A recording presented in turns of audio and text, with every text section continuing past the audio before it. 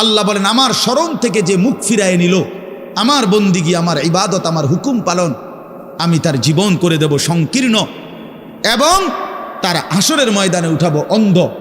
এই জীবন সংকীর্ণ করার একাধিক তাফসির, এর মধ্যে একটা তাফসির হলো এইটা যে আল্লাহ জীবন সংকীর্ণ করে দিবে মানে তার কবরের মধ্যে তার কবরটাকে একেবারে সংকীর্ণ করে দিবে। আল্লাহ রসুল বলছে নাফরমানের কবর রাইখা যখন ফেরেশতা চলে যাবে, কবর ডান পাশের মাটি তারে একটা চাপ দিবে বাম দিকে, বাম দিকের মাটি এক ডান দিকে, আল্লাহর কসম ডান পাশের হাড্ডি পাঁজর ভাইঙ্গা ডান দিকে বাম দিকে চলে যাবে, বাম দিকের হাড্ডি পাঁজর ভাইঙ্গা।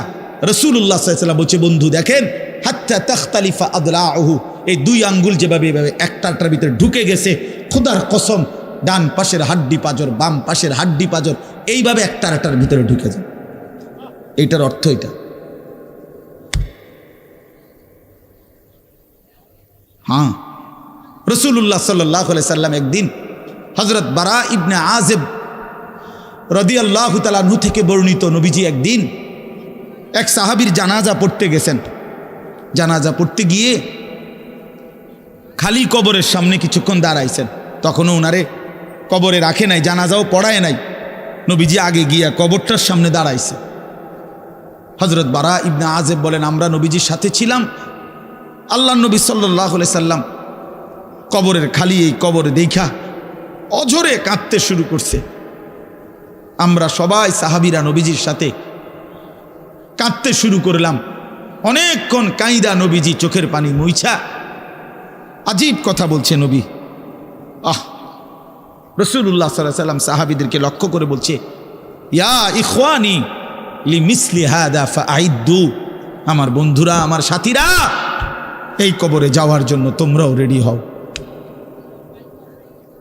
ফাআইদ্দু, তোমরাও প্রস্তুতি নাও, অচিরেই তুমি আমি সবাই এই কবরেই পৌঁছে যাইতে হবে।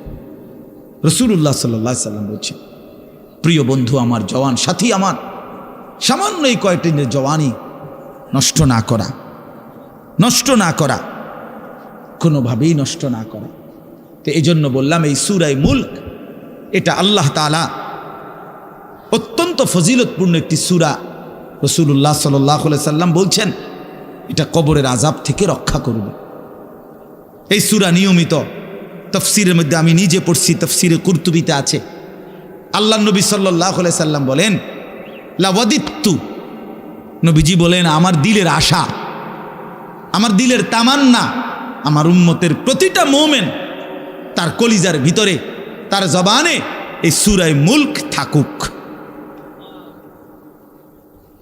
সূরা মুলক থাকুক। অর্থাৎ রাসূলুল্লাহ সাল্লাল্লাহু আলাইহি সাল্লাম বলতেন আমার প্রতিটা মুমিন বান্দা উম্মত যেন এই সূরা মুলক তেলাওয়াত করে, যেন কবরের আযাব থেকে রক্ষা পায়। নবীজি 5 ওয়াক্ত নামাজের পরে, আল্লাহর কসম ভাই এখানে অনেক ওলামায়ে কেরাম আছে, আপনি জিজ্ঞাসা করে, নবীজি 5 ওয়াক্ত নামাজের পরে, সরদারে দু আলম নবীর তো কোনো গুনাহ নাই, তিনি নিষ্পাপ, তিনি তো জান্নাত উদ্বোধন করবেন। আনা আউয়ালু মান ইয়াকরাউ বাবাল জান্নাহ, নবী বলছে আমি সেই মুহাম্মদ যে প্রথম জান্নাতের দরজা আমি নাড়ব, জান্নাতের কড়া নাড়ব আমি মুহাম্মদ। ভেতর থেকে ফেরেশতা বলবে আপনি কে? আমি বলবো মুহাম্মদ। ফেরেশতা বলবে আনতাজিরু লাক, আমি তো আপনার অপেক্ষাই করছিলাম, আপনি আসবেন বলেই তো অপেক্ষায় ছিলাম, আপনি উদ্বোধন করে দিলেই তো বাকিরা ঢুকবে। তো সেই নবী যিনি জান্নাত উদ্বোধন করবেন, তিনি 5 ওয়াক্ত নামাজের পরে ভাইয়া প্রতিদিন তিনি যেই কথাটা দোয়া করতেন, এর মধ্যে একটা দোয়া এটা, আল্লাহুম্মা ইন্নী আউযু বিকা মিন আযাবিল কবর ওয়া মিন ফিতনাতিল কবর ওয়া মিন ফিতনাতিল মাসীহিদ দাজ্জাল ওয়া মিন ফিতনাতিল মাহইয়া ওয়াল মামাত। আল্লাহ আমি কবরের আযাব থেকে পানাহ চাই। নবীজি নিজে বলতেন। প্রিয় ভাই বাবা আমার, চলেন সবাই নিয়ত করি, নিজেকে গুনাহ থেকে বাঁচানো দরকার, নিজের আল্লাহর নাফরমানি থেকে বাঁচানো দরকার। আল্লাহ তাআলা বলেন ইন্নাল্লাযীনা ইয়াখশাউনা রাব্বাহুম বিল গায়ব, আমি আল্লাহকে না দেখে, আমার কথাগুলো আখিরাত সম্পর্কিত, এগুলোকে না দেখে যারা আমি আল্লাহকে ভয় করে, আখিরাতকে ভয় করে, জাহান্নামকে ভয় করে, কবরকে ভয় করে। আল্লাহ বলেন, তাফসীরের মধ্যে লিখছে, ভয় করে মানে হলো গুনাহ বর্জন করে। কোনো ব্যক্তি আল্লাহকে ভয় করে, খোদার কসম এই কথার অর্থ হলো গুনাহ ছেড়ে দেয়। যে গুনাহ ছেড়ে দেয় সে আল্লাহকে ভয় করে, যে আল্লাহকে ভয় করে সে গুনাহ ছেড়ে দেয়। কোনো নাফরমান আল্লাহকে ভয় করে না, আল্লাহকে ভয় করলে গুনাহ করতে পারে না। বুঝেন নাই বাংলা কথাটা? এটা কাগজের এই পিঠ ও পিঠ, কাগজের এই পিঠ ওই পিঠ। এই পিঠে যদি লেখা আছে আল্লাহর ভয়, তো ওই পিঠে লেখা থাকবে গুনাহ বর্জন। যে গুনাহ ছেড়ে দেয় সে অটোমেটিকলি আল্লাহকে ভয় করে, যে আল্লাহকে ভয় করে সে গুনাহ বর্জন করে। এজন্য তাকওয়ার অর্থ আল্লাহর ভয়, এটার প্রথম অর্থ হইল গুনাহ বর্জন। মান খাশিয়ার রহমান, আল্লাহকে ভয়, এটার প্রথম অর্থ গুনাহ বর্জন, গুনাহ বর্জন। আমার শায়েখ আল্লামা মুফতি মুশতাকুন নবী সাহেব সব সময় চিল্লায় মাহফিলে, অনেক সময় আহাজারি করে বলে যে বাপ, গুনাহ আগুন, গুনাহ আগুন, গুনাহ আগুন। প্রতিটা গুনার পিঠে ওই পিঠে আগুন আছে। নারীর প্রতিটা বেপর্দা দৃশ্যের মধ্যে খোদার কসম আগুন জ্বলে। ওই সিনেমার নর্তকীর শরীরে আগুন জ্বলে, ওই নায়িকার শরীরে আগুন জ্বলে, মোবাইলের ওই অস্থির ছবির মধ্যে আগুন জ্বলে, মদের আড্ডায় আগুন জ্বলে, জুয়ার আড্ডায় আগুন জ্বলে, সুদের টাকায় আগুন জ্বলে, ঘুষের টাকায় আগুন জ্বলে, বেপর্দা নারীর শরীরে আগুন জ্বলে। ওইটা রূপ না, ওইটা আগুন, ওইটা জাহান্নাম, ওইটা জাহান্নাম। আল্লাহ তাআলা বলেন, ইন্নাল্লাযীনা ইয়াখশাউনা রাব্বাহুম বিল গায়ব। আল্লাহ তাআলা বলেন, আমার যেই বান্দারা আমার আখিরাত, আমার জাহান্নাম, আমার পরকাল, আমার কবর, এই কথাগুলোকে ভয় করে, আমি আল্লাহকে ভয় করে, না দেখে আল্লাহ বলেন, আমি ওয়াদা দিলাম, লাহুম মাগফিরাতুম ওয়া আজরুন কাবীর, আমি তাদের পেছনের সব গুনাহ মাফ করে দেব, আর আমার সবচেয়ে বড় পুরস্কার জান্নাত দিয়ে দেব। এখানে এটা এমন শব্দ না যে কিছু শব্দ তো আছে একটা শব্দের সাথে আরেকটা বলছে অর্থহীন, যেমন কলম টলম। তো এটা সবাই বুঝে যে টলমের কোনো অর্থ নাই, কাগজ টাগজ, তো কাগজের অর্থ নাই। কিন্তু শিক্ষা দীক্ষা এমন না, শিক্ষা শব্দের উল্টা না, এটা এমন না যে এটা শিক্ষার উল্টা কিছু না, এটা আলাদা শব্দ। শিক্ষা দীক্ষা, যেমন আমরা অনেক সময় বলি যে নামাজ রোজা, লোকটা নামাজ রোজায় ভালো, তো এর দ্বারা কি শুধু নামাজ আর নামাজের উল্টা শব্দ রোজা না, এটা একটা আলাদা কি আমল। নামাজ একটা ইবাদত, তো রোজা একটা ইবাদত। তো শিক্ষা এটা একটা বিষয়, দীক্ষা এটা একটা বিষয়। শিক্ষা তো তালিম, দীক্ষা এটা তরবিয়ত, আখলাক। আখলাক অর্থাৎ শব্দ মুখস্থ করা এটা যেমন জরুরি, জিন্দিগি গঠন করা এটাও সমান জরুরি, বরং তার চাইতে বেশি জরুরি। এজন্য আমাদের ফেনীর একজন বড় বুজুর্গ আলেম আছেন, ফেনী জামিয়া রশিদিয়া মাদ্রাসার হজরত মাওলানা মুফতি শহীদুল্লাহ দামাত বারাকাতুহুমুল আলী, বাংলাদেশের অনেক বড় একজন বুজুর্গ আলেম। হজরতের মাদ্রাসা ফেনীতে, সেই মাদ্রাসা একটা মাদ্রাসায় কওমি মাদ্রাসা, সেখানে প্রায় 6 থেকে 7 হাজার ছাত্র পড়ালেখা করে, প্রায় 200-র উপরে উস্তাদ আছে, 200-250 হবে। তো এই জন্য বললাম যে হজরত সবসময় বলে যে পড়া মেধা অনুপাতে কম বেশি হইতে পারে, কিন্তু আখলাক বরাবর হইতে হবে। আখলাক, ছাত্র মেধাগত যোগ্যতার কারণে কেউ রুল নাম্বার 1, কেউ রুল নাম্বার 10, কিন্তু আদব আখলাক বরাবর বরাবর হওয়া চাই। আমরা এটা খুব খেয়াল করি না। আজকে সবাই মনে করে বাচ্চার পড়ালেখা হচ্ছে, ঠিক আছে, পড়তেছে, যাইতেছে, আসতেছে, ছেলেটা পড়তেছে, রেজাল্ট আসছে, কিন্তু আখলাক কোথায়? যে ছেলেটা কখনোই প্রস্রাব করে টয়লেট পেপার ব্যবহার করে না, দাঁড়িয়ে বসে প্রস্রাব করার ক্ষেত্রে কোনো পার্থক্য করে না, তো তার আখলাক, তার জীবন গঠন হইল কই? শব্দও না মুখস্থ হইল, শব্দও না মুখস্থ হইল।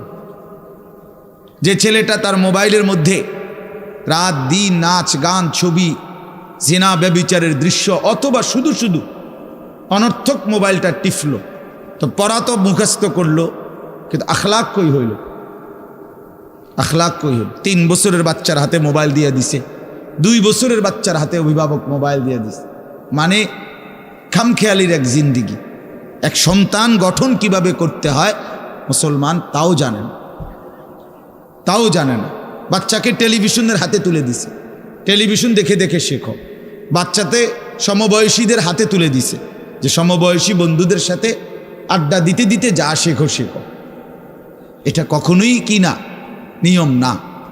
রাসূলুল্লাহ সাল্লাল্লাহু আলাইহি ওয়াসাল্লাম বলছেন, কুল্লু মাউলুদিন ইউলাদু আলাল ফিতরা, প্রত্যেকটি মানব সন্তান আল্লাহকে মানার শতভাগ যোগ্যতা নিয়ে পৃথিবীতে ভূমিষ্ঠ হয়।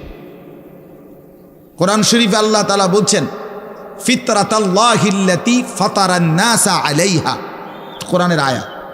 আল্লাহ তাআলা বলেন, দিন মানার পুরা যোগ্যতা দিয়েই আমি আল্লাহ মানুষকে সৃষ্টি করেছি। আল্লাহ তাআলা এমন একটি হুকুম করে নাই, এমন একটা বিষয় নিষেধ করে নাই যা পালন করার যোগ্যতা কিংবা বর্জন করার যোগ্যতা আল্লাহর বান্দার শরীরের মধ্যে নাই, এমন কোনো বিধান নেই। আমার মধ্যে রুকু করার যোগ্যতাই নাই, অথচ আমারে রুকু করতে বলছে, অথচ আমার কোমর বাঁকা হয় না, বিষয়টা এমন না। আমি সেজদাই দিতে পারি না, আমার হাঁটুও বাঁকা হয় না, কনুইও বাঁকা হয় না, কোমরও বাঁকা হয় না, অথচ আল্লাহ আমারে বললেন সেজদা দিতে। বিষয়টা কি এমন? কথা বুঝছেননি আমার কথাটা? আমারে বানাইলেন তাল গাছ, আমারে বলতেছেন সেজদা দিতে। এইটা বললে না জুলুম হইতো? এটা বললে না জুলুম হইতো? কিন্তু আল্লাহ তাআলা যতগুলো হুকুম করেছেন, যতগুলো নিষেধ করেছেন, প্রতিটা হুকুম পালন করা, প্রতিটা নিষেধ বর্জন করার 100 যোগ্যতা আল্লাহ তাআলা বান্দার শরীরের মধ্যে দিয়েছে। কোরআনুল কারীমের মধ্যে আছে, আল্লাহ তাআলা বলেন, বান্দা আমি তোমাকে বানিয়েছি নাবতালিহি, পরীক্ষা করার জন্য, আর পরীক্ষায় উত্তীর্ণ করার উপযোগী। ফাজআলনাহু সামিআম বাসীরা, আমি আল্লাহই তোমাকে শুনবার জন্য কান দিয়েছি, দেখবার জন্য চোখ দিয়েছি। তাফসীরের মধ্যে লিখছে, অর্থ হইল আমাকে মানবার পুরা যোগ্যতা সম্পূর্ণ শরীর দিয়েছি। ওযু, গোসল, নামাজ, রোজা, হালাল হারাম, পাক নাফাক সব কিছু বান্দা পালন করতে পারবে এমন যোগ্যতা দিয়ে তারে মানুষ বানাইছে। মানুষ হইবার পরে, মুসলমান হওয়ার পরে কেউ যদি বলে আল্লাহর এই হুকুম পালন করা আমার পক্ষে সম্ভব না, তাহলে এটা হইতে পারে তুমি ছাগল, মানুষ না। তুমি গরু ছাগল ছাড়া আর কিছু না, তুমি মূলত হাইওয়ান। ইনসান হইলে পারতা, তুমি যদি মানুষ হইতা তো ঠিকই পারতা, তুমি যদি মানুষ হইতা তো পারতা। মূলত তুমি নিজের মানুষ এই পরিচয় ভুলে গেছো। তো এই জন্য বাপ আল্লাহ নবী সাল্লাল্লাহু আলাইহি সাল্লাম বলেন, ফাআবাওয়াহু ইউহাব্বিদানিহি আও ইউনাসসিরানিহি আও ইউমাজ্জিসানিহি, মা বাপ সন্তানকে ইহুদি বানিয়ে দেয়, অথবা খ্রিস্টান বানিয়ে দেয়, অথবা অগ্নি পূজক বানিয়ে দেয়। সরাসরি হাদিস, বাবা মা নষ্ট করে দেয় সন্তান। রাসূলুল্লাহ সাল্লাল্লাহু আলাইহি সাল্লাম বলছে, বাবা মা 3 বছরের বাচ্চাটা ছোট্টবেলা থেকেই ঘরে টেলিভিশন দেখে, রঙিন সিনেমা দেখে, নাটক সিনেমা দেখে, তারে এটা শিখাইবার ক্ষেত্রে কে ব্যবস্থা করে দিল? তার মা বাপ। এ তো 3 বছরের বাচ্চা বাজার থেকে কিনে আনে নাই, টেলিভিশনে এত বড় এটা তো বাচ্চাটা আনে নাই, এটা তো তার অভিভাবক আনছে। এই 3 বছরের বাচ্চাটারে কার্টুন দেখার জন্য, গেমস খেলার জন্য এত বড় মোবাইলটা, এটা তো তার বাবাই দিছে, অথবা তার মা, তার দুলা ভাই, তার বড় ভাই, তার চাচা, এমন কেউ একজন তার হাতে তুলে দিছে। এজন্য আমি সবসময় বলি, যেই মা বাপ, অভিভাবক সন্তানের, অপ্রাপ্তবয়স্ক সন্তানের হাতে এই বড় মোবাইলগুলো তুলে দেয়, এই মা বাবার চাইতে বড় জালেম আর কেউ নেই। ওরা নিজ হাতে সন্তানকে গলা টিপে হত্যা করে ফেলল, ধ্বংস করে দিল, বরবাদ করে দিল, বরবাদ করে দিস। অসংখ্য অভিভাবক আমাদেরকেও তো বলে, বাচ্চা হুজুর খায় না, ঘুমায় না, বাচ্চা মোবাইল না দেখতে না দিলে খায়ও না, ঘুমায়ও না, কান্দে, শুধু কান্দে কান্দে। তার এই বদ অভ্যাস কে বানাইল? আর দ্বিতীয় কথা হইল, কান্দলে কি হয়েছে? কোনো বাচ্চা যদি কাঁদে তো কাঁদলে কি মরে যায় মানুষ? তো হেতে কান্দুক, কাঁদলে কি সে নিয়ে কাঁদতে কাঁদতে সে একসময় থেমে যাবে। 3 বার পরে 4 বারের পরে সে বুঝে নিবে যে এটা আমারে দিবে না। কথা বোঝেন নাই? কাঁদতে কাঁদতে নইলে 3 বার কাঁদলো, 4 বার কাঁদলো, 10 বার কাঁদলো, একটা পর্যায়ে সে বুঝবে যে এটা আর আমারে দিবে না, এটা আমারে দিবে না। এই জন্য বাপ আমার এটা খেয়াল করা চাই। আমি এই কথাটা শুরু করছি এই কথার থেকে যে কোরআন সুন্নাহর ইলমের জন্য আদব জন্য। এক তো আপনি শুনলেন প্রতি সপ্তাহে জুমার বয়ান হয়, ইমাম সাহেব কইতে পারবো ইমাম সাহেব কি কয়, আমনে আমনের মতো হুজুর হুজুরের মতো না। এই শুধু এতটুকুর জন্য আসা যাওয়া, আল্লাহর কথা শোনা, যে কি শুনলাম কিছুই বুঝলাম না, নিজের জন্য কিছুই গ্রহণ করলাম না, এটা ইনসাফ না। আল্লাহর কোরআন জিন্দিগি বদলাবার জন্য, আমাদের জীবনের পরিবর্তনের জন্য আসছে, পরিবর্তনের জন্য। কোরআনুল কারীমের প্রতি অক্ষর নূর, কোরআনুল কারীমের প্রতি অক্ষর হুদান হেদায়েত, কোরআনুল কারীমের প্রতি অক্ষর মাউইজা উপদেশ, কোরআনুল কারীমের প্রতি অক্ষর বুশরা সুসংবাদ, কোরআনুল কারীমের প্রতি অক্ষর বাসায়ের অন্তর্দৃষ্টি সম্পন্ন জ্ঞান, কোরআনুল কারীমের প্রতি অক্ষর আহসানাল হাদিস সর্বশ্রেষ্ঠ কথা, কোরআনুল কারীমের প্রতি শব্দ মুতাশাবিহান সাদৃশ্যপূর্ণ, কোরআনুল কারীমের প্রতি শব্দ মাসানি বারবার তেলাওয়াতকৃত পাঠকৃত। কোরআনুল কারীমের অসংখ্য বৈশিষ্ট্য আল্লাহ তাআলা কোরআনে উল্লেখ করেছেন। মা ফাররাতনা ফিল কিতাবে মিন শাই, আল্লাহ বলেন একটা বিষয়ের আলোচনা আমি বাদ দেই নাই কোরআনের মধ্যে। ওয়া নাযালনা আলাইকাল কিতাবা তিবয়ানান লিকুল্লি শাই, বন্ধু আমি আপনার উপরে যে কোরআন নাজিল করেছি তার সমস্ত কিছুর বিস্তারিত বর্ণনা। এই জন্য বদনসিব ওই সন্তান, ওই অভিভাবক দুর্ভাগা যে মুসলমান পরিচয় দেওয়ার পরেও নিজ সন্তানকে আল্লাহর কোরআন দেখে দেখেও পড়তে জানে না। আল্লাহর কোরআন দেখে দেখে ছোট বাচ্চা হাফেজে কোরআন হইছে, এই মাত্র দেখছেন আমরা হাফেজে কোরআন হইছে। মুসলমানের সন্তান আল্লাহর কোরআন 30 পারা কলিজার মধ্যে গ্রহণ করছে। আর কি পরিমাণ দুর্ভাগা মুসলমান! আল্লাহর দেওয়া চোখ, আল্লাহর দেওয়া জিহ্বা। আল্লাহ কোরআনে বলছে আলাম নাজআল লাহু আইনাইন, বান্দা আমি কি 2টা চোখ দেই নাই? ওয়া লিসানান, আমি কি জিহ্বা দেই নাই?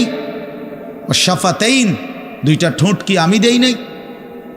হাসরের ময়দানে আল্লাহ তাআলা জিজ্ঞেস করবে বান্দা আমার দেওয়া 2টা চোখ, আমার দেওয়ার জিহ্বা, আমার দেওয়া ঠোঁট, এত লক্ষ কথা বললা, এত কিছু দেখলা, এত শব্দ উচ্চারণ করলা, পৃথিবীর কত লক্ষ কথা তুমি জীবনে বললা, অথচ আমার কালাম সর্বশ্রেষ্ঠ আসমানি কিতাব মালিকের এই কোরআন, এটা একটু দেখে দেখেও পড়তে পারো না, এর চাইতে বড় বদনসিব আর কে হইতে পারে? এজন্য আমি পরিষ্কার বলি সবসময়, আল্লাহর কোরআন যেই মুসলমান দেখে দেখেও শুদ্ধ পড়তে পারে না, আমার দৃষ্টিতে ওই লোকটা বোবা। আপনি বোবা, মূলত দোস্ত তুমি বোবা। বাকি কথাগুলো না বললেও চলতো, বাকি কথাগুলো না বললেও চলতো, এই পৃথিবী ভোগ করা যেত। বোবা মানুষ যারা, তারা কথা না বলতে পারলেও ভাতও খাইতে পারে, ঘুমও যাইতে পারে, পেশাব পায়খানাও করে, বিয়েও করে, বোবা মানুষের বাচ্চা কাচ্চাও হয়। এরকম দেখছেননি কখনো? না, কথা বলেন না কেন? তাহলে বোবায়ও তো পৃথিবী ভোগ করে। তাইলে বোঝা গেল দুনিয়ার এই ভাত মাছ বিয়া বউ, দুনিয়ার এই যৌন চাহিদা পূরণ আর পেশাব পায়খানার ঘুম, এটুকুর জন্য কথা না বললেও চলতো, অন্ধ হইলেও চলতো, অন্ধ হইলেও চলতো, চোখে না দেখলেও কত মানুষ পৃথিবী ভোগ করতেছে। তাহলে যে জবান আল্লাহর দেওয়া, যে চোখ আল্লাহর দেওয়া, সেই মালিকের কালাম দেখে দেখেও পড়তে পারলাম না। 16 বছর বাচ্চাটা পড়লো, অথবা আপনি পড়াইলেন, একবারও ভাবলেন না হায় আমার সন্তানকে আমি কি পড়াইলাম? একবারও মনে করলেন না বাফেরই কি হইল, সন্তানের বা কি হলো? হায় মুসলমান, বাপও তো ছিল মুসলমান, ছেলেটাও তো মুসলমান, না বাপের একবার মনে পড়লো, না ছেলের একবার মনে পড়লো। না মায়ের একবার মনে পড়লো, না ছেলেটার একবার মনে পড়ল যে আমার মালিকের কোরআন পড়তে পারি না। পৃথিবীর কত পড়া, দরকারি বেদরকারি মিলাইয়া পৃথিবীর বাকি সমস্ত পড়ালেখার মধ্যে প্রয়োজনীয় অপ্রয়োজনীয় কথার মিশ্রণ। কিছু কথা দরকারি আছে, কিছু কথা বেদরকারি আছে। সমস্ত বাংলা বইয়ের মধ্যে দরকারি কথাও আছে, বেদরকারি কথাও আছে। ইংরেজি বইয়ের মধ্যে দরকারি কথাও আছে, বেদরকারি কথাও আছে। কথা বলেন? হ্যাঁ, রোদ হচ্ছে, বৃষ্টি হচ্ছে, খেকশিয়ালের বিয়ে হচ্ছে, এটা কোনো দরকারি কথা হলো?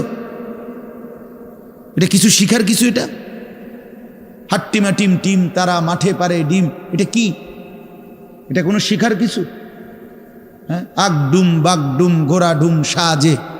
আগডুম কি বাগডুম কি? তার বাপের 14 গোষ্ঠী কইতে পারবো নি আগডুম কি যে লিখছে এটা? অনর্থক কথা। 2 little black birds sitting on a wall, one called Peter, one called Paul. 2টা কাউয়া একটা ওয়ালের মধ্যে বসছে। একটা কাউয়ার নাম হলো পিটার, আর একটা কাউয়ার নাম হলো পল। এই হলো কবিতার অর্থ। এটা কি শিখছে ছেলেটা? এখানে কি শিখার? কাউয়া ওয়ালে বসলেই কি, টিনের সালেই বসলে কি? কাউয়া তো কাউয়া, কাউয়া লইয়া আমার দরকার কি? কাউয়া কই বইছে, এটা আমার বাচ্চা শিখতেইব। আমি কি কাউয়ার বাচ্চা? বলেন তো কি অর্থ আছে এটাতে? আর এই পিটার পল এটা সম্পূর্ণ কাফেরের নাম। পিটার এই শব্দ, পল এটা খ্রিস্টানদের নাম, কোনো মুসলমানের নাম না। এটা তো মুসলমানের সন্তান এটা শিখবে কেন? উচ্চারণ শিখার জন্য, কিছু শব্দ শিখার জন্য। তো শব্দ শিখার জন্য ইসলামী কোনো শব্দ নাই। আল্লাহ আমাদেরকে বুঝ দান করে। আমি বইয়ে এখানে বই ঠিক করতাম বসি না, যে বোঝেন না আমার কথাটা? অর্থ এই উদ্দেশ্যটা তাহলে আমি এখানে বই ঠিক করতে বসি নাই। অর্থ একটা উদাহরণস্বরূপ বললাম আর কি। আবার দরকারি কথাও আছে। আমাদের দেশে সেই ছেলে কবে হবে, কথায় না বড় হয়ে কাজে বড় হবে। ফাইন কথা। সকালে উঠিয়া আমি মনে মনে বলি, সারাদিন আমি যেন ভালো হয়ে চলি। চমৎকার কথা। বোর হলো দৌড় খোলো কুকুমনি উঠোরে, এগুলো তো অন্যায়। এসব কবিতাও তো না, আমরা আমলে নাই ডিমি কইতেছি। এখনকার কি আছে আমি জানি না। এগুলো আমার সময়ে পড়ছি আমরা ছোটবেলায় প্রাইমারিতে। যাই হোক বাপ, অর্থ হইল আল্লাহর কোরআন থেকে সন্তানকে বঞ্চিত করেন না। বঞ্চিত আপনাদের কাছে অনুরোধ। এই যে কয়জন বসছেন, জোয়ান ভাই যারা বসছেন, ভাই আমার স্কুলে পড়েন, কলেজে পড়েন, কোনো অসুবিধা নাই, ঠিক আছে। নতুন করে আবার মাদ্রাসায় ভর্তি হইতে পারবেন না, আমরাও জানি। কিন্তু কোনো একটু সময় বের করে আল্লাহর কোরআন সময় সুযোগ বের করে শেখা সম্ভব। শুক্রবারটা তো অবসর থাকেন, বৃহস্পতিবার বিকেল থেকে তো অবসর থাকেন, শনিবারটা তো অবসর থাকেন। তো একটু আল্লাহর কালাম পড়েন, কোনো একজন আলেমের কাছে, কোনো একজন মসজিদের ইমামের কাছে, কোনো একজন মাদ্রাসার ওস্তাদের কাছে নিজে আলাদা একটু সময় বাইর করেন যে আমার মালিকের কোরআন আমি একটু শুনি, আল্লাহ তাআলার কালাম শুনি। আহা, কোরআনুল কারীমের নূর। এটা যে শুনলো না, সে শুনলোটা কি?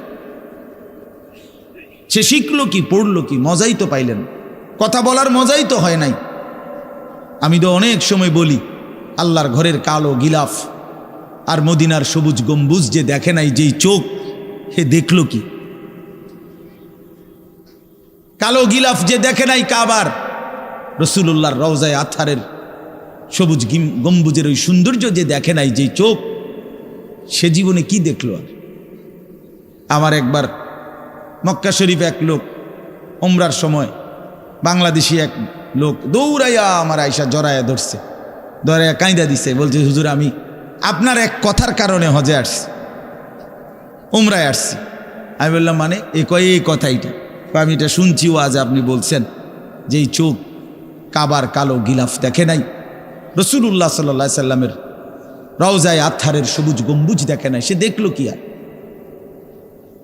এটা আমার দিলে লাগছে যে হ্যাঁ ঠিকই তো, আমি আর কি দেখলাম? তাই তো যেই জবান আল্লাহর নামে নিতে জানে না, মালিকের কোরআনে পড়তে জানে না, তুমি পড়লা কি মিয়া? তুমি কি গোড়ার ঘাস কাটলা মিয়া? বাকি সবগুলো পড়া না হলেও দুনিয়া চলতো মিয়া। মূর্খ বকলম, নাম দস্তখত করতে জানে না, টিপসই দেয় এমন হাজারো মানুষ দুনিয়া ভোগ করতেছে। বাড়ি গাড়ি, নেতাগিরি, মাতবুরি, ক্ষমতা, দালান বিল্ডিং সবটা দুনিয়া ভোগ করছে, অথচ নামটাও সই দিতে জানে না। এমন নাই? বলেন না এমন নাই? তো সে কোন যোগ্যতায় দুনিয়া ভোগ করছে? সে কিভাবে দুনিয়া ভোগ করতেছে? যদি বলেন সে সমাজে তার কোনো মান সম্মান, আরে না মিয়া, বহুত নেতাদের মাতবর সমাজের, সে তো মূর্খ, টাকার জোরে ক্ষমতা দেখাচ্ছে, এমন মানুষ নাই? তো তাইলে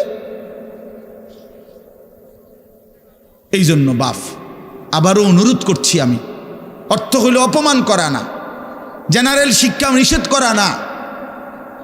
আমি তো কুমিল্লা ভিক্টোরিয়া কলেজ থেকে মাস্টার্স পাস করছি, সায়েন্স বিজ্ঞান বিভাগ থেকে দাখিল পাস করছি। এর মানে এটা বাদ দিতে বলতেছি না, বাদ তো আমি দিছি না, বাদ আপনি দিছেন। কথা বুঝেন নাই? বাদ আপনি দিছেন, আল্লাহর কোরআন বাদ দিছেন, রাসূলুল্লাহ সাল্লাল্লাহু আলাইহি সাল্লামের সুন্নাহ বাদ দিছেন। এতগুলো পড়ছেন, ধন্যবাদ আপনাকে। এটা পড়লেন না কেন? এতগুলো শিখতে পারলেন, এত লক্ষ টাকা খরচ করতে পারলেন, 4 বছরের মেডিকেলের জন্য, 6 বছরের মেডিকেলের জন্য এক বাপ তার ছেলেটার জন্য, মেয়েটার জন্য কত লক্ষ টাকা খরচ করছে, তার কোনো কুল কিনারা আছে মিয়া?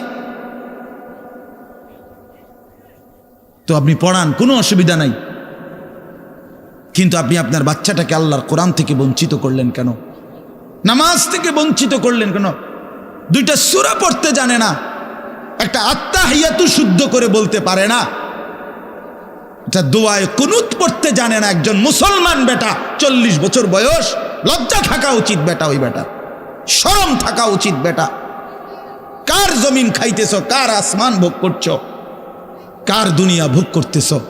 এত বড় মালিকের আসমান ও জমিন ভোগ করে সেই মালিকের সেজদাটাও ঠিক মতো দিতে জানে না, সেই মালিকের নামটাও পড়তে পারে না। এর চাইতে লজ্জার কি হইতে পারে বলেন বাবা? অপমান কি হইতে পারে? আল্লাহ আমাদেরকে বিবেক দান করেন, আল্লাহ আমাদেরকে বিবেক দান করেন। বিবেক থাকা চাই, বিবেক থাকা চাই। কোরআনুল কারীমের মধ্যে আছে, আল্লাহ তাআলা বলছে, একটা সাংঘাতিক কথা আছে কোরআন শরীফে, ফাবিআইয়ি হাদিসিন বা'দাহু ইউমিনুন। আমার দিল নড়ে কোরআনের এই আয়াত শুনলে, কলিজা শুদ্ধা কাইপা ওঠে।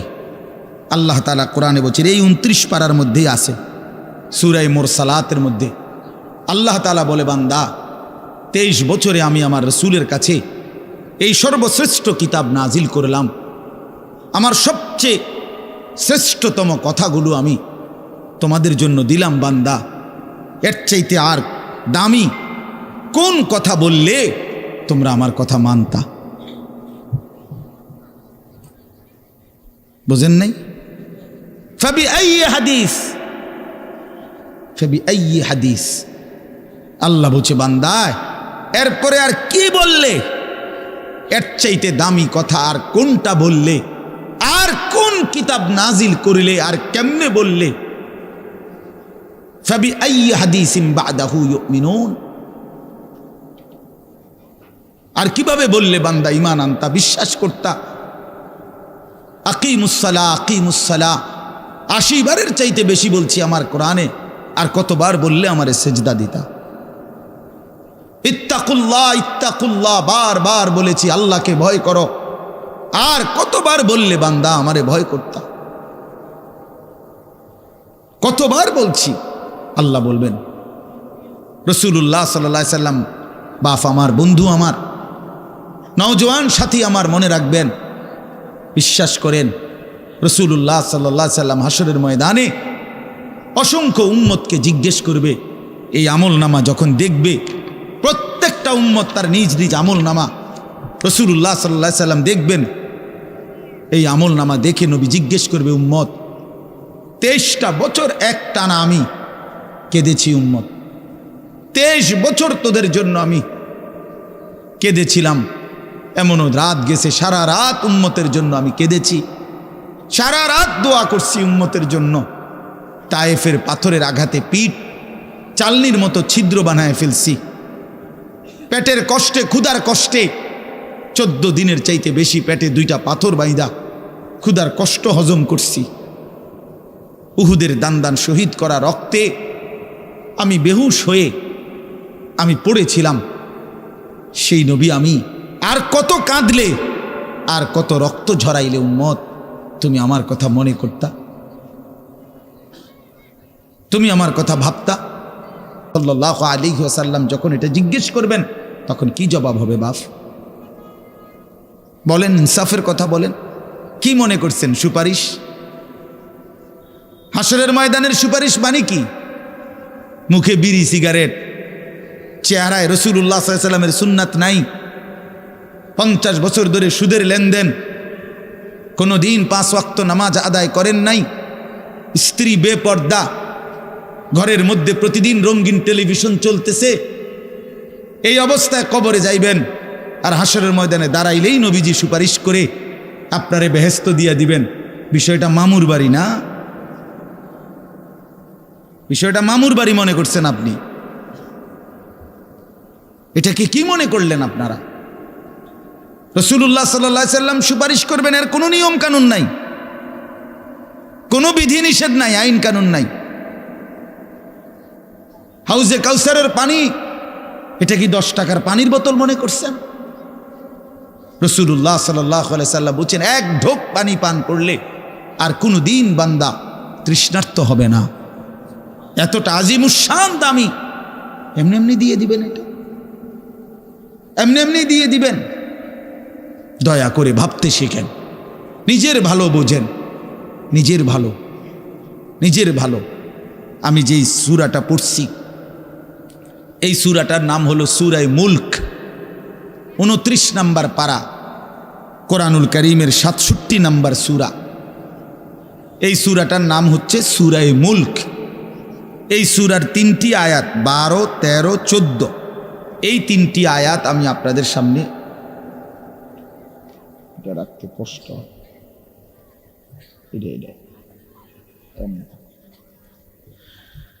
এই 3টি আয়াত আমি তেলাওয়াত করছি। এই আর অল্প একটু সময়ের মধ্যে আমি আপনাদের সামনে এই 3টা আয়াতকে সামনে রেখে কয়েকটা আর কথা বলতে চাই। প্রথম কথা, আপনারা রাগ হইয়েন না আমার, আমি আপনাদেরই অঞ্চলের মানুষ, এখন আপনারাও আমার, আমিও আপনাদের। আল্লাহর কোরআন শিখেন। আমার কথা হলো, আমি বলি না যে সবার সব জেনারেল পড়া বন্ধ করে দেন, অর্থ হলো আপনি একটু সময় বাইর করেন। কথা, যারা চাকরি করেন, ব্যবসা করেন, বুড়া মানুষেরও অনেক বয়স্ক লোক কইলে, হুজুর না আর কইয়া লাভ নাই, এই বয়সও না নাই, বিড়ি খাই না বয়স আছে। হ্যাঁ মাশাআল্লাহ, বিড়ি খাইতে কইলে চা দোয়ানে গপ মারুন না, বয়স ঠিকই রয়েছে অন। হ্যাঁ, এখনো টেলিভিশন 3 ঘন্টা চাইতে কইলে মাশাআল্লাহ কাকুর শরীরে বল আছে। মানুষের বেডির নাচ দেখবো, এতে কোনো লজ্জা শরম নাই। দুনিয়া ভোগ করতে বললে, ভাত খাইছে মাত্র, এখন যদি বলেন আবার আপেল খাইবেন নি, হদ পেঁয়াজু খাইবেন নি, চা দোকানে গেছে আর আবার খাবে।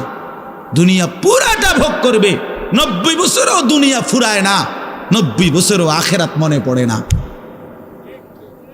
আফসোসের ব্যাপার মিয়া। আল্লাহ বলছে কোরআনে, আলাম ইয়ানি লিল্লাযীনা আমানু আন তাখশা কুলুবুহুম লিযিকরিল্লাহ। এই আমার ইমানদার বান্দা, আমায় আল্লাহর ভয়ে, আমার স্মরণের জন্য, আমার বন্দেগীর জন্য তোমার দিলটা নরম হওয়ার সময় আজও কি হয়নি বান্দা? 365 দিনে, খোদার একটা বছরে যে কোনো দিন ফজরের নামাজ পড়লা না যুবক, তোমারে যেন আল্লাহ ডেকে বলে, হায় বান্দা, তাহলে কি আর কোনো দিন নামাজ পড়বা না? 30 বছর ধরে যে কোনো দিন সুদের লেনদেন ছাড়লেন না, হারাম রোজগার করেই গেলেন, আল্লাহ তাআলা যেন ডেকে বলে, বান্দা তাহলে এই নাফরমানি কি আর কোনো দিন ছাড়বা না বান্দা? সিদ্ধান্ত নিয়ে ফেলছো তাইলে আজীবন সুদের উপরেই থাকবা, আজীবন মিথ্যার উপরেই থাকবা। তাহলে কি বান্দা এই ফয়সালায় নিয়ে ফেলছো আজীবন কাস্টমার ঠকাইয়েই যাইবা, ওজনে কমই দিয়ে যাবা? তাহলে কি এই ফয়সালা নিয়ে নিছো তোমার বিবি আজীবন বেপরদাই থাকবে? তোমার ঘরে অহরহ প্রতিনিয়ত রঙিন টেলিভিশন চলবে নিয়মিত, এই ফয়সালা তোমার? ঠিক আছে বান্দা, কুলু ওয়া তামাত্তাউ কালিলান ইন্নাকুম মুজরিমুন। কোরআন শরীফের আয়াত। আল্লাহ বলছে নাফরমান বান্দা, খাও, দুনিয়া ভোগ করো কিছুক্ষণের জন্য, শুধু মনে রেখো ইন্নাকুম মুজরিমুন, তুমি কিন্তু পাপী। এই কথাটা শুধু মনে রাখো, বাকিটা পরে হইব, ভাত খাও। হ্যাঁ হ্যাঁ, কোরআন শরীফের আয়াত এটা। কুলু ওয়া তামাত্তাউ কালিলান ইন্নাকুম মুজরিমুন। আল্লাহ যেন বলে 8টার সময় যেই নাফরমান নাস্তা খাইতে বসে, আল্লাহ বলে বান্দা খা, কোনো অসুবিধা নাই, শুধু মনে রাখিস বেঈমান ফজরের নামাজ পড়ো নাই। কথাখান শুধু মনে রাখো, পরে হইব অন খাও। রাত 10টা বাজে যেই নাফরমান ভাত খাইতে বসছে, আল্লাহ তাআলা যেন ডাক দিয়ে বলছে বেঈমান খা, ভাত খা, খানা আমি আটকাইতাম না, শুধু মনে রাখিস এশার নামাজ পড়স নাই, ভাত খা বেঈমান। খানা আটকাবো না, খানা আমি জন্তু জানোয়াররাও খাওয়াই, তোরে খাওয়াবো না কেন? খানা আমি কুকুর বিড়ালরেও খাওয়াই, খানা আমি গরু ছাগলরেও খাওয়াই, তোরে দেব না কেন বান্দা? খা, শুধু মনে রাখবি ইন্না আ'তাদনা লিল কাফিরিনা সালাসিলা ওয়া আগলালাম ওয়া সাঈরা। আল্লাহ বলে প্রতিটা নাফরমানের জন্য আমি রেডি রাখছি আগুনের শিকল এবং আগুনের বেড়ি এবং জাহান্নামের আগুন। 1 নাম্বার 70 জিরাআন, 70 হাত লম্বা আগুনের শিকল দিয়ে জাহান্নামীকে হাসরের ময়দানে আল্লাহর ফেরেশতা বান দিবে। 1 2 নাম্বার 2টা হাত। দোস্ত দেখেন শুধু আমার দিকে, সূরা ইয়াসিনে আছে ইন্না জাআলনা ফি আ'নাকিহিম আগলালান ফাহিয়া ইলাল আদকানি ফাহুম মুকমাউন। এটার অর্থ হলো এই যে হাসরের ময়দানে প্রত্যেকটা পাপী নাফরমানকে ফেরেশতা 2 হাত আলগি দিয়া এইভাবে ঘাড়ের সাথে বান দিয়া ধইরা এই 2 থুতনির নিচে 2 হাত এভাবে দিয়া এইভাবে বান দিয়া রাখবে। আল্লাহর কসম, রব্বে কাবার কসম করে বললাম, এইভাবে বান দিবে। আর কোনোদিন বেঈমান চোখটাও নিচের দিকে নামাইতে পারবে না, কারণ এই থুতনি তো উঠাই দিছে উপরের দিকে, এটা দিয়ে ঠেলা দিয়া। এটা অর্থ হলো আগলা আলাম। এই আয়াতের সূরা ইয়াসিনের এই আয়াতের অর্থ এটাই, ইন্না জাআলনা ফি আ'নাকিহিম আগলালান। আল্লাহ বলছে বান্দা আমি দেখাবো। আল্লাহ ডাক দিয়ে বলে ভাইয়া আমারও তোমারও, জওয়ানকেও বুড়োকেও। আল্লাহ বলে বান্দা কি মনে করছো আমি রহমান না? ঠিক আছে, তুমি কি এটা শোনো নাই আমি যে কাহার? তুমি তো শুনছো আমি রাহিম, তুমি কি শোনো নাই আমি জব্বার?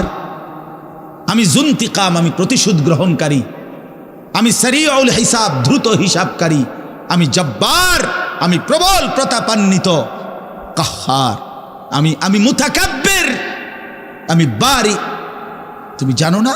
আমার একটা নাম শুনলা, আমার দয়ার নামটা শুনলা, আমি যে শাস্তি দেব সেটা শোনো নাই?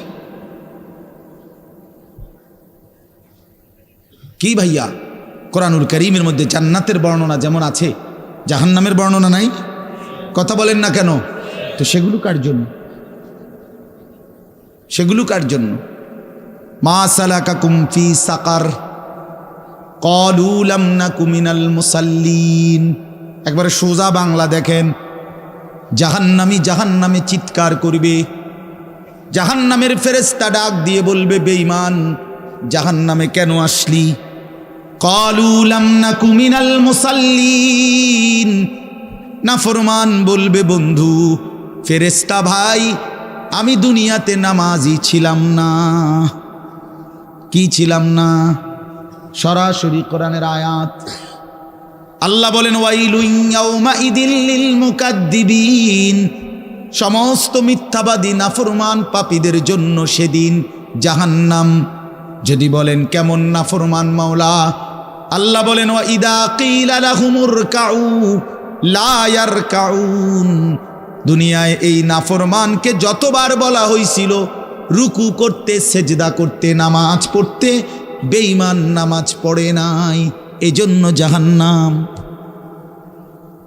কোরআনুল কারীমে আল্লাহ বলছেন কাল্লা ইদা বালাগাতিত তারাকি, নাফরমানের মৃত্যুর সময় যখন আসবে, মালাকুল মউত আজরাইল তারে যখন ডাক দিবে, আইয়াতুহান নাফসুল খাবিসা, প্রতিটা পাপী নাফরমানের জান কবজের সময় আজরাইল যখন ডাক দিয়ে বলবে, হে খবিস আত্মা বের হ, উখরুজি বের হ, আত্মাটা বের হতে চাইবে না।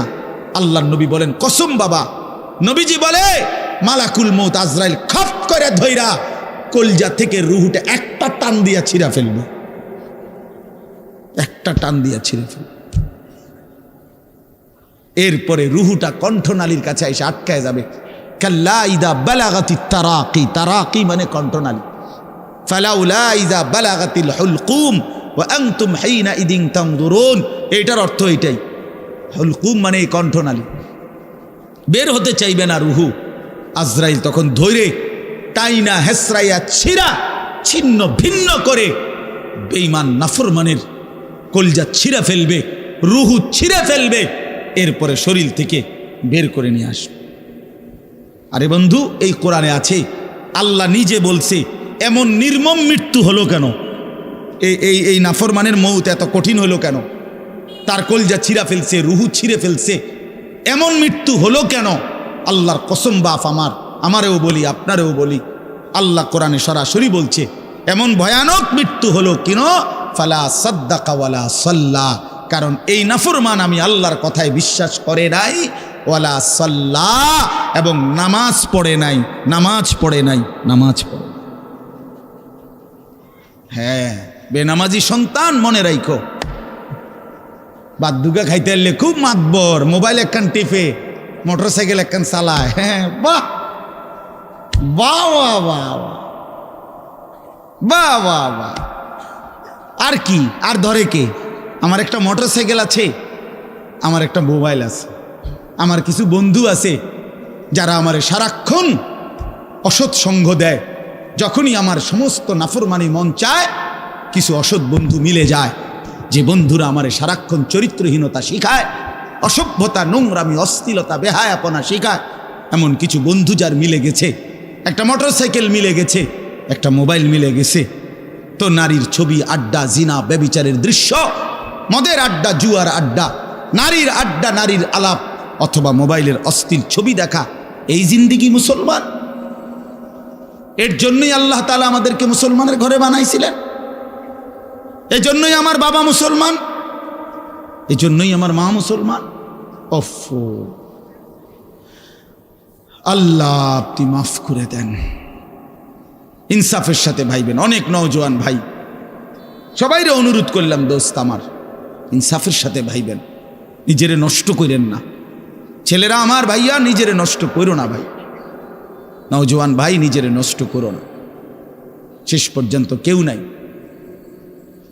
শেষ পর্যন্ত একদিন, দিন শেষে, রাত শেষে দেখবেন আমার সাথে কেউ নাই, আমি একাই,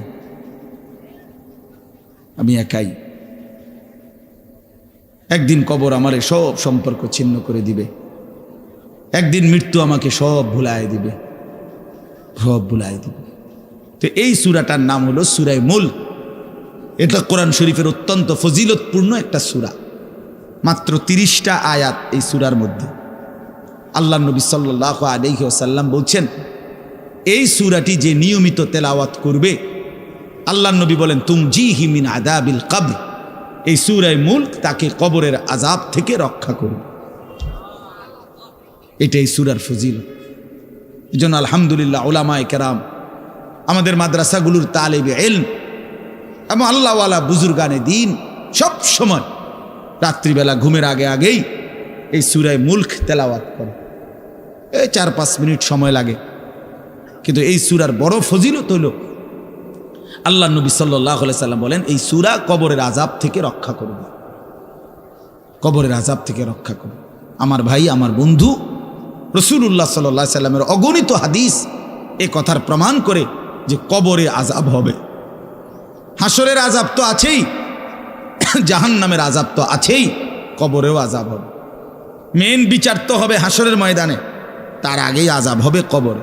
আপনারা সহজ বাংলায় বুঝবেন, আসামি যখন ধরে ফেলে, তখন মামলার হিয়ারিং তো চলে, মামলার শুনানি তো চলে, কিন্তু সে কারাগারে ঠিকই আটকায় রইছে। কারাগারের কষ্ট যন্ত্রণা সে হাজতি হিসাবে ভোগ করতে থাকে।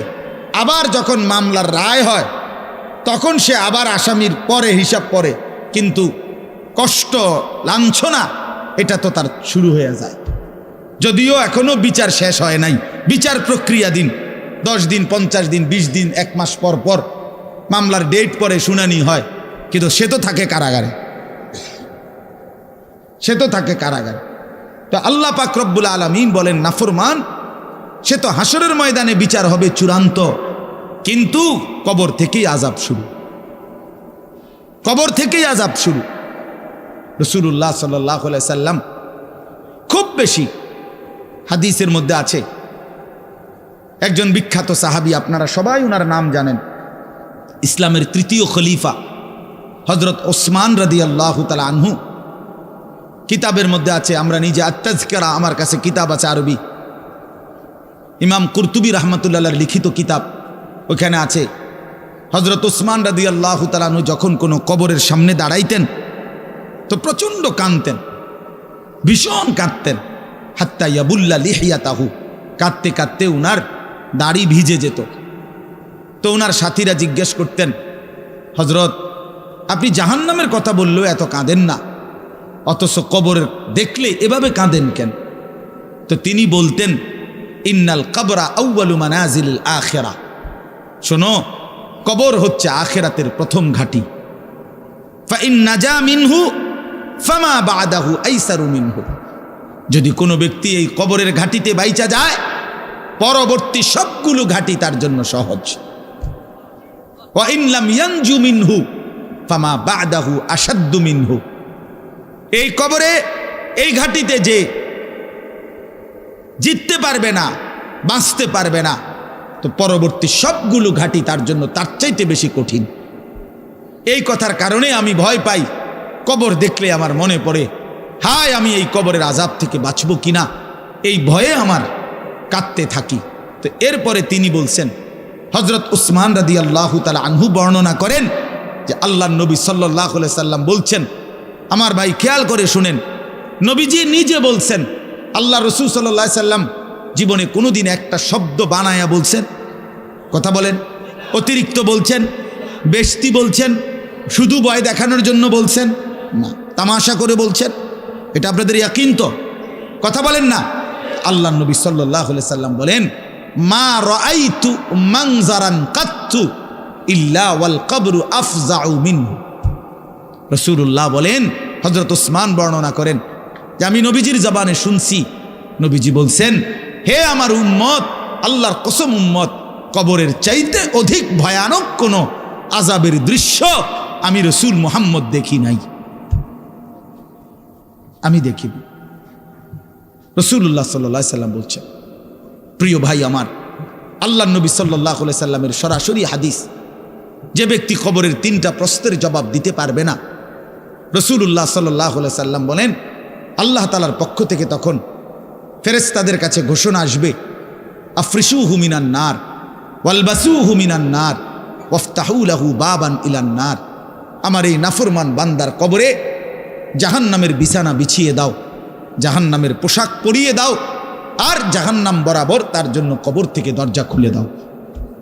ফেরেশতারা যখন এই কার্যক্রমটা শেষ করবে, প্রথম জাহান্নামের বিছানা বিছায় দিছে, পোশাক পরায় দিছে, জাহান্নাম বরাবর দরজা খুলে দিছে, আল্লাহর নবী সাল্লাল্লাহু আলাইহি ওয়াসাল্লাম বলেন, একজন ফেরেশতা এসে তখন ফায়ুদরাবু লাহু বিমিতরাকাতিম মিন হাদিদিন, নবীজি সাল্লাল্লাহু আলাইহি সাল্লাম বলেন তখন একটা লোহার হাতুড়ি, লোহার গুর্জ, লোহার হাতুড়ি দিয়ে একজন ফেরেশতা তাকে একটা আঘাত করবে। কি আঘাত? কোথায় আঘাত করবে? সরাসরি হাদিসের শব্দ, বরবাতান বাইনা উজনাইহি, তার 2 কান বরাবর একটা আঘাত করবে। রাসূলুল্লাহ সাল্লাল্লাহু আলাইহি সাল্লাম বলেন, ফায়াসিহু সাইহাতান, ওই নাফরমান তখন এত জোরে চিৎকার করবে, ইয়াসমাউহা মান ইয়ালিহি ইল্লা সাকালাইন, মানুষ এবং জিন ব্যতীত আল্লাহর সমস্ত সৃষ্টি ওই বেঈমানের চিৎকার শুনতে পাবে। এ কবরের আযাব, ছেলেরা আমার দোস্ত, আমার বাপ, আমার বন্ধু, আমার। আপনি হাসলেও কবরে যাইতে হবে, কাঁদলেও কবরে যাইতে হবে। রাজপ্রাসাদের ওই অট্টালিকাতে যে থাকে সেও একদিন মরে যাবে, জীর্ণ কুঠিরে কুড়ে ঘরে যে থাকে সেও মরে যাবে। জীবনে যে কোনোদিন সুখ দেখে নাই দুঃখের সাগরে, তারও মৃত্যু হবে। জীবনে যে কোনোদিন দুঃখ দেখে নাই সুখের সাগরে ভাসছিল, তারও মৃত্যু হবে, সেও মরে যাবে। কবর নিশ্চিত, কবর নিশ্চিত। আমিন ওয়ারাইহিম বারযাখুন ইলা ইয়াউমি ইউবআসুন। আল্লাহ তাআলা মৃত ব্যক্তিকে বলবে, বান্দা, কোরআন শরীফের আয়াত, এখন থেকে নিয়ে ইসরাফিলের ফুঁতে হাসরের ময়দানে উঠানো পর্যন্ত বারজাখ মানে কবরের জীবনে পড়ে থাকো।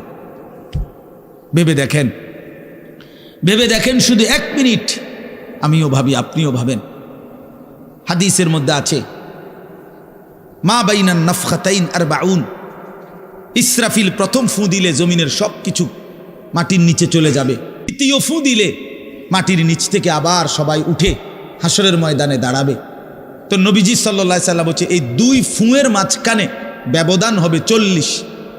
তো মুহাদ্দিসিনে কেরাম, ওলামায়ে কেরাম বলেন, কেউ কেউ এই 2 ফুঁয়ের মাঝখানে ব্যবধান হতে পারে 40,000 বছর। তাহলে ধরে নেন, সর্বশেষ যেই লোকটা কবরে গেছে, যদি তার কবরে আযাব হয়, তাহলে তার কবরের আযাব ভোগ করতে হবে 40,000 বছর।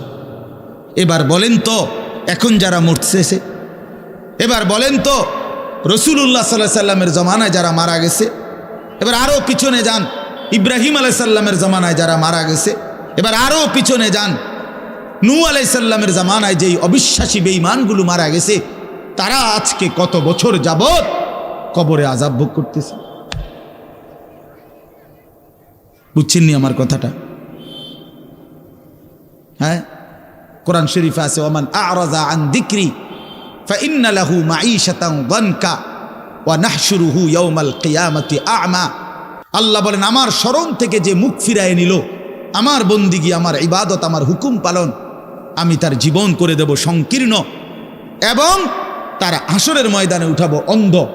এই জীবন সংকীর্ণ করার একাধিক তাফসির, এর মধ্যে একটা তাফসির হলো এইটা, যে আল্লাহ জীবন সংকীর্ণ করে দিবে মানে তার কবরের মধ্যে, তার কবরটাকে একেবারে সংকীর্ণ করে দিবে। আল্লাহ রসুল বলছে, নাফরমানের কবর রাইখা যখন ফেরেশতা চলে যাবে, কবর ডান পাশের মাটি তারে একটা চাপ দিবে বাম দিকে, বাম দিকের মাটি এক ডান দিকে। আল্লাহর কসম, ডান পাশের হাড্ডি পাঁজর ভাইঙ্গা ডান দিকে বাম দিকে চলে যাবে, বাম দিকের হাড্ডি পাঁজর ভাইঙ্গা। রাসূলুল্লাহ সাল্লাল্লাহু আলাইহি ওয়াসাল্লাম বলছে, বন্ধু দেখেন, হাত্তা তাখতালিফা আদলাউহু, এই 2 আঙ্গুল যেভাবে এভাবে একটাটার ভিতরে ঢুকে গেছে, খোদার কসম, ডান পাশের হাড্ডি পাঁজর, বাম পাশের হাড্ডি পাঁজর এইভাবে একটার ভিতরে ঢুকে যায়। এইটার অর্থ এটা। হ্যাঁ, রাসূলুল্লাহ সাল্লাল্লাহু আলাইহি সাল্লাম একদিন হযরত বারা ইবনে আযিব রাদিয়াল্লাহু তাআলা আনহু থেকে বর্ণিত, নবীজি একদিন এক সাহাবীর জানাজা পড়তে গেছেন। জানাজা পড়তে গিয়ে খালি কবরের সামনে কিছুক্ষণ দাঁড়াইছেন। তখনও ওনারে কবরে রাখে নাই, জানাজাও পড়ায় নাই। নবীজি আগে গিয়া কবরটার সামনে দাঁড়াইছে। হযরত বারা ইবনে আযিব বলেন, আমরা নবীজির সাথে ছিলাম। আল্লাহ নবী সাল্লাল্লাহু আলাইহি সাল্লাম কবরের খালি এই কবরে দেখা অঝরে কাঁদতে শুরু করছে। আমরা সবাই সাহাবীরা নবীজির সাথে কাঁদতে শুরু করলাম। অনেকক্ষণ কাইদা নবীজি চোখের পানি মুইছা আজীব কথা বলছে নবী। রাসূলুল্লাহ সাল্লাল্লাহু আলাইহি সাল্লাম সাহাবীদেরকে লক্ষ্য করে বলছে, ইয়া ইখওয়ানি লিমিসলি হাদা ফাআইদ্দু, আমার বন্ধুরা, আমার সাথীরা, এই কবরে যাওয়ার জন্য তোমরাও রেডি হও। ফাআইদ্দু, তোমরাও প্রস্তুতি নাও, অচিরেই তুমি আমি সবাই এই কবরেই পৌঁছে যাইতে হবে। রাসূলুল্লাহ সাল্লাল্লাহু আলাইহি সাল্লাম বলছে, প্রিয় বন্ধু আমার, জওয়ান সাথী আমার, সামান্য এই কয়েকটি জওয়ানি নষ্ট না করা, নষ্ট না করা, কোনোভাবেই নষ্ট না করা। তো এই জন্য বললাম, এই সূরা মুলক এটা আল্লাহ তাআলা অত্যন্ত ফজিলতপূর্ণ একটি সূরা। রাসূলুল্লাহ সাল্লাল্লাহু আলাইহি সাল্লাম বলছেন, এটা কবরের আযাব থেকে রক্ষা করবে। এই সূরা নিয়মিত তাফসীরের মধ্যে আমি নিজে পড়ছি, তাফসীরে কুরতুবিতে আছে। আল্লাহ নবী সাল্লাল্লাহু আলাইহি সাল্লাম বলেন, লাওয়াদিত্তু, নবীজি বলেন আমার দিলের আশা, আমার দিলের তামান্না, আমার উম্মতের প্রতিটা মুমিন তার কলিজার ভিতরে, তার জবানে এই সূরা মুলক থাকুক, সূরা মুলক থাকুক। অর্থাৎ রাসূলুল্লাহ সাল্লাল্লাহু আলাইহি সাল্লাম বলতেন আমার প্রতিটা মুমিন বান্দা উম্মত যেন এই সূরা মুলক তেলাওয়াত করে, যেন কবরের আযাব থেকে রক্ষা পায়। নবীজি 5 ওয়াক্ত নামাজের পরে, আল্লাহর কসম ভাই, এখানে অনেক ওলামায়ে কেরাম আছে, আপনি জিজ্ঞাসা করুন, নবীজি 5 ওয়াক্ত নামাজের পরে, সরদারে দু আলম নবীর তো কোনো গুনাহ নাই, তিনি নিষ্পাপ, তিনি তো জান্নাত উদ্বোধন করবেন।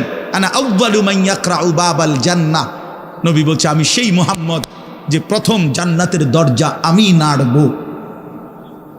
জান্নাতের কড়া নাড়ব আমি মুহাম্মদ। ভিতর থেকে ফেরেশতা বলবে আপনি কে? আমি বলবো মুহাম্মদ। ফেরেশতা বলবে আনতাজিরুলাক, আমি তো আপনার অপেক্ষাই করছিলাম, আপনি আসবেন বলেই তো অপেক্ষায় ছিলাম, আপনি উদ্বোধন করে দিলেই তো বাকিরা ঢুকবে। তো সেই নবী যিনি জান্নাত উদ্বোধন করবেন, তিনি 5 ওয়াক্ত নামাজের পরে ভাইয়া প্রতিদিন তিনি যেই কথাটা দোয়া করতেন, এর মধ্যে একটা দোয়া এটা, আল্লাহুম্মা ইন্নী আউযু বিকা মিন আযাবিল কবর ওয়া মিন ফিতনাতিল কবর ওয়া মিন ফিতনাতিল মাসীহিদ দাজ্জাল ওয়া মিন ফিতনাতিল মাহইয়া ওয়াল মামাত। আল্লাহ আমি কবরের আযাব থেকে পানাহ চাই। নবীজি নিজে বলতেন। প্রিয় ভাই, বাবা আমার, চলেন সবাই নিয়ত করি, নিজেকে গুনাহ থেকে বাঁচানো দরকার, নিজের আল্লাহর নাফরমানি থেকে বাঁচানো দরকার।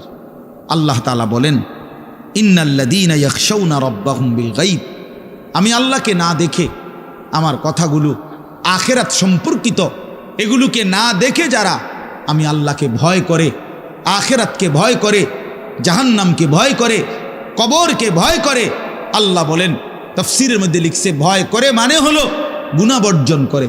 কোন ব্যক্তি আল্লাহকে ভয় করে, খোদার কসম এই কথার অর্থ হলো গুনাহ ছেড়ে দেয়। যে গুনাহ ছেড়ে দেয় সে আল্লাহকে ভয় করে, যে আল্লাহকে ভয় করে সে গুনাহ ছেড়ে দেয়। কোনো নাফরমান আল্লাহকে ভয় করে না, আল্লাহকে ভয় করলে গুনাহ করতে পারে না। বুঝেন নাই বাংলা কথাটা? এটা কাগজের এই পিঠ ও পিঠ, কাগজের এই পিঠ ওই পিঠ। এই পিঠে যদি লেখা আছে আল্লাহর ভয়, তো ওই পিঠে লেখা থাকবে গুনাহ বর্জন। যে গুনাহ ছেড়ে দেয় সে অটোমেটিকলি আল্লাহকে ভয় করে, যে আল্লাহকে ভয় করে সে গুনাহ বর্জন করে। এই জন্য তাকওয়ার অর্থ আল্লাহর ভয়, এটার প্রথম অর্থ হইল গুনাহ বর্জন। মান খাশিয়ার রহমান, আল্লাহকে ভয়, এটার প্রথম অর্থ গুনাহ বর্জন, গুনাহ বর্জন। আমার শায়েখ আল্লামা মুফতি মুশতাকুন নবী সাহেব সব সময় চিল্লায় মাহফিলে, অনেক সময় আহাজারি করে বলে যে বাপ, গুনাহ আগুন, গুনাহ আগুন, গুনাহ আগুন। প্রতিটা গুনার পিঠে, ওই পিঠে আগুন আছে। নারীর প্রতিটা বেপর্দা দৃশ্যের মধ্যে খোদার কসম আগুন জ্বলে। ওই সিনেমার নর্তকীর শরীরে আগুন জ্বলে, ওই নায়িকার শরীরে আগুন জ্বলে, মোবাইলের ওই অস্থির ছবির মধ্যে আগুন জ্বলে, মদের আড্ডায় আগুন জ্বলে, জুয়ার আড্ডায় আগুন জ্বলে, সুদের টাকায় আগুন জ্বলে, ঘুষের টাকায় আগুন জ্বলে, বেপর্দা নারীর শরীরে আগুন জ্বলে। ওইটা রূপ না, ওইটা আগুন, ওইটা জাহান্নাম, ওইটা জাহান্নাম। আল্লাহ তাআলা বলেন, ইন্নাল্লাযীনা ইয়াখশাউনা রাব্বাহুম বিল গায়ব, আল্লাহ তাআলা বলেন আমার যে বান্দারা আমার আখিরাত, আমার জাহান্নাম, আমার পরকাল, আমার কবর, এই কথাগুলোকে ভয় করে, আমি আল্লাহকে ভয় করে, না দেখে আল্লাহ বলেন আমি ওয়াদা দিলাম, লাহুম মাগফিরাতুম ওয়া আজরুন কাবীর, আমি তাদের পেছনের সব গুনাহ মাফ করে দেব, আর আমার সবচেয়ে বড় পুরস্কার জান্নাত দিয়ে দেব। এরপরে আল্লাহ বলেন, ওয়া আসিররু কাওলাকুম আবিজহারু বিহি ইন্নাহু আলিমুম বিজাতিস সুদূর। মানুষের 3টা অবস্থা কথার ক্ষেত্রে, মানুষ তার অভিব্যক্তির ক্ষেত্রে 3টা অবস্থা হয়। মানুষ কখনো জোরে কথা বলে, মানুষ কখনো আস্তে কথা বলে গোপনে, আর কখনো মানুষ অন্তরে জল্পনা কল্পনা করে, ঠিক না? এই তিনটাই অবস্থা। তো আল্লাহ তাআলা বলেন, এনে একটা ছোট্ট তাফসিরের মধ্যে আছে, মক্কার কুরাইশরা, কাফেররা নবীজির বিরুদ্ধে দিবানিশি ষড়যন্ত্র করত, বুঝছেন? তো ষড়যন্ত্র করতে বইলে মাঝে মধ্যে এই বেকুবরা বইলে কইতো, আস্তে কো, আস্তে, হেই আস্তে কো বেড়া, আসিররু, আস্তে কথা বলো, কাই লা ইয়াসমা রব্বা মুহাম্মদ, মুহাম্মদের খোদা যেন শুনতে না পায়। শুনলে কি অসুবিধা হইব? হেরাই বলতো, শুনলে জিবরাইলের কাছে কইয়ে দিব, হে আবার মুহাম্মদের কাছে এসে কইব, এক্কারে ফেঁসে করুন। হ্যাঁ, তাফসীরের মধ্যে আছে। আল্লাহ তাআলা বলেন, হায় হায় রে বেওকুফ, কি বললি, কি ভাবলি, আল্লাহরেই চিনলি না, আল্লাহকেই চিনলি। হ্যাঁ, অনেক নওজোয়ান, হ্যাঁ বেচারা ইয়ারফোন লাগাইলে মনে করে কেউ শোনে না, না ইয়ারফোন লাগাইলেছে আর কি, বুঝেন না? কানের মধ্যে দুইটা বল্টু লাগাইছে, খালাস, আর তো দুনিয়ার কেউ শুনে না। আরে না ফরমান, দুনিয়ার কেউ শুনে না সেটা তো কথা না, আর শাজিমের মালিক তো শুনে। ওয়া আসিররু কাওলাকুম আবিজহারু বিহি, রব্বুল আলামিন বলেন, তোমরা যদি আস্তে কথা বলো, আবিজহারু বিহি, যদি জোরেও কথা বলো, ইন্নাহু আলিমুম বিদাতিস সুদূর, আল্লাহ বলে শুধু এই দুইটা না বান্দা, আস্তে বলো, জোরে বলো, অথবা অন্তরের ভিতরে যা লুকায়িত করো, আমি আল্লাহ সবটাই পুরাপুরি জানি। এরপরে শেষ অসাধারণ একটা যুক্তি আল্লাহ দেখাইছে, এই শেষ কথা আমার, আলা ইয়ালামু মান খালাক, আজীব কথা। আল্লাহ বলে, আচ্ছা বান্দা, তোমার আমি একটা কথা জিজ্ঞাই, তুমি আমার কথাটার উত্তর দাও। এর কথা কি তুমি বুঝো না যে আলা ইয়ালামু মান খালাকা, যে সৃষ্টি করলো, যে বানাইলো, তিনি জানবে না, তিনি বুঝবে না, তিনি শুনবে না, এটা তুমি কেমনে ভাবলা? তুমি কও, তোমার বিবেকে কি কও? এতটি ভাত খাইয়া বুঝিয়ে কথাটা বুঝলা না, এতদিন দুনিয়ার থাইকে বুঝিয়ে কথাটা বুঝলা না। আলা ইয়ালামু মান খালাক, এই তৃতীয় আয়াত। আল্লাহ বলেন, যিনি সৃষ্টি করলেন তিনি জানবে না? যে কোম্পানি এটা বানাইছে সে জানে না এখান দিয়ে কথা বলে না, এন দিয়ে কথা বলে? কথা বলেন না কেন? তো যিনি সৃষ্টি করলেন আল্লাহ, আমরা কি করছি না করছি তিনি আমাদের কথা জানবেন না? কথা বলেন না, বলেন না, শুনেন তিনি?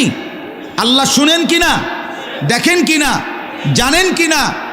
অহুয়াল লতীফুল খবীর, আল্লাহ বলেন তিনি সূক্ষ্ম থেকে সূক্ষ্ম, বিন্দু থেকে বিন্দু সেটাও জানেন। খবীর, পুরা সৃষ্টির খবর একসাথে তিনি পূর্ণ রাখেন।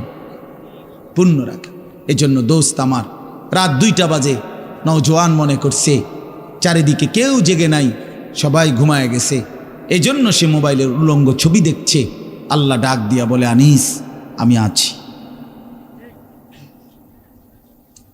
মালিক ডাক দিয়া বলে, আলাম ইয়ালাম বিআন্নাল্লাহা ইয়ারা, তুমি কি এই ভেবেছো তুমি জানো না বান্দা, আমি যে সারাক্ষণ তোমাকে দেখি। আল্লাহ তাআলা রাতেও দেখে, দিনেও দেখে, একাকীও দেখে, প্রকাশ্যও দেখে, অন্ধকারেও দেখে, আলোতেও দেখে। 7 আসমানের উপরে কোনো ফেরেশতা হাঁটলেও মালিক দেখে, 7 তবক জমিনের নিচে কোনো পিঁপড়া হাঁটলেও মালিক দেখে। আটলান্টিক মহাসাগরের যে প্রাণী গভীর তলদেশে, আল্লাহ তাকেও দেখে। হিমালয়ের সুউচ্চ চূড়ায় যে প্রাণী, আল্লাহ তাকেও দেখে। ওয়ায়ালামু মা ফিল বাররি ওয়াল বাহার, জলে স্থলে যা আছে আল্লাহ বলেন সব তিনি জানেন। ওয়ামা তাসকুতু মিন ওয়ারাকাতিন ইল্লা ইয়ালামুহা, একটা গাছের পাতাও যদি পড়ে আল্লাহ বলেন আমি তাও জানি। ওয়ালা হাব্বাতিন ফি যুলুমাতিল আরদ, মাটির তলদেশে যেই চারা দানা বীজ তোমরা রোপণ করছো, বপন করছো, আল্লাহ বলে কোন দানা কোন চারা আমি তাও জানি। ওয়ালা রতবিন ওয়ালা ইয়াবিসিন, শুকনায় কি আছে ভিজাতে কি আছে আমি সব জানি। ইল্লা ফি কিতাবিম মুবিন, ওহ মালিক বলে শুধু জানি না রে বান্দা, ওরা আমি সব কিছু আমার তাকদীরে লৌহে মাহফুজের মধ্যে স্পষ্ট করে লিখে রেখেছি। অতএব বাপ আমার, বন্ধু আমার, দয়া করে মেহেরবানি করে এই মাহফিলগুলো আসলে আপনাদের কাছে কোনো 23 বছরের পুরা ইসলাম বুঝানো, একদিনে 1 ঘন্টা, এটা না। অর্থ হলো বিবেকটা জাগানো, অনুভূতিটা একটু জাগানো, ঠিক না? একটু যেন মানসিকতাটা বাড়ে, একটু মানসিকতাটা যেন পারে। দুনিয়া ভুলেন, আখেরাত ফিকির করে, আখেরাতের ফিকির করে, আখেরাতের ফিকির করে। যুবক ভাই নিজের ক্ষতি করেন না, নওজোয়ান ভাই নিজের ক্ষতি করেন। আল্লাহর ওয়াস্তে ভাইয়া, চরিত্রহীনতার এই জিন্দেগি সুখ দেয় না। কোনো পাপী সুখে নাই, কোনো হারামখোর, কোনো মদখোর, কোনো গাঁজাখোর, ফুট্টাখোর, বাবাখোর, ডাইলখোর, ইয়াবাখোর, একটা নাফরমান সুখে নাই, সুখে নাই। কোনো বেপরদা নারী সুখে নাই। আমি চ্যালেঞ্জ করলাম, কোন হারামখোর, সুদখোর, গাঁজাখোর একটাও সুখে নাই, একটাও সুখে নাই, একটাও সুখে নাই। কোন নাফরমান সুখে থাকে না বন্ধু। সেজদাতে সুখ আছে, আল্লাহকে ডাকলে সুখ আছে, আল্লাহকে ডাকলে সুখ আছে, মালিকের সেজদায় সুখ আছে। এজন্য চলেন ইনশাআল্লাহ, নিয়ত করি আল্লাহকে ডাকবো ইনশাআল্লাহ।